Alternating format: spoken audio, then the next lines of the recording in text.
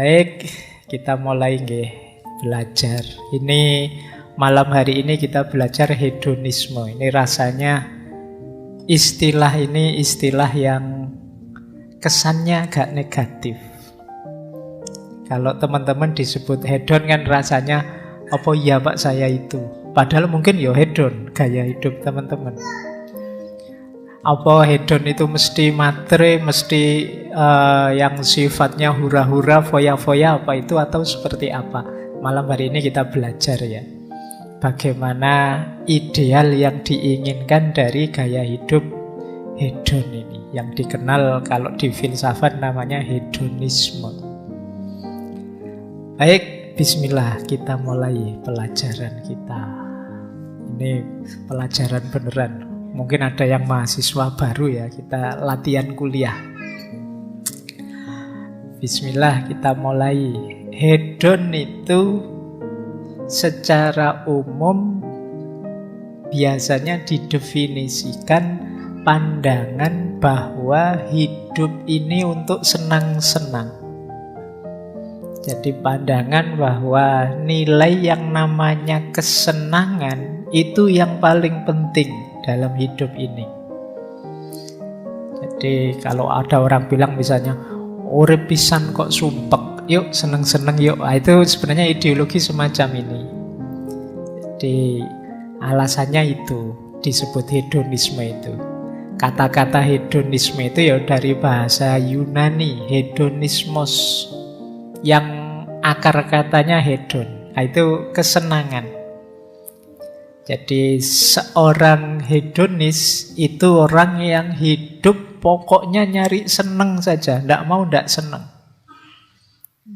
Nah, dan itu nanti luas definisinya. Tidak sesederhana kita mendefinisikan bahwa ini hanya orang yang pingin foya-foya saja. Apa ada orang itu yang tidak ingin senang hidupnya? Pak, saya pingin hidup nyari susah, gitu ya ndak ada. Secara fitri orang itu ya nyari, ingin hidup itu senang.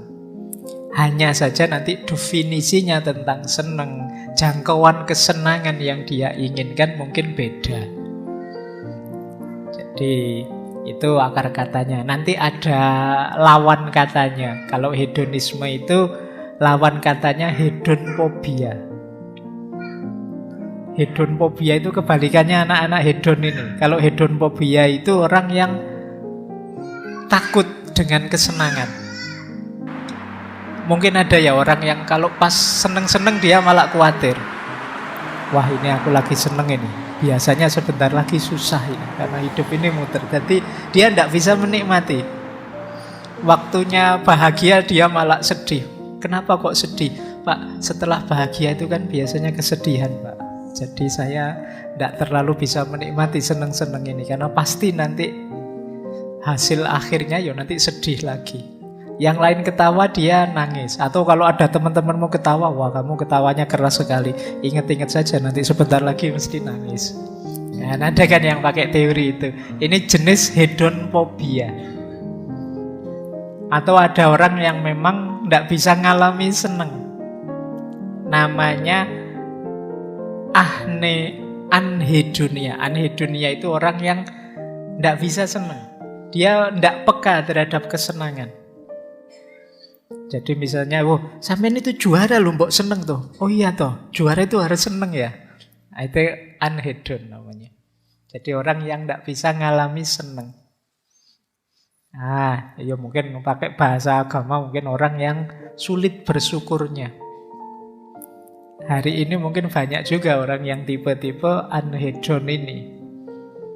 Jadi hidupnya isinya tiap hari mengeluh saja. Dapat kenikmatan apapun dia sambat. Ini kenikmatan tidak hakiki. Ini duniawi saja. Ini sementara saja. Ini pokoknya sambat terus. Jadi membaca hidup ini dari sudut negatif. Kebalikan ekstrimnya yang hedon. Kalau yang hedon ya moco urip iki pokoknya tujuannya seneng-seneng, ngapain sih susah-susah, ayo seneng sajalah. Itu anak-anak hedon.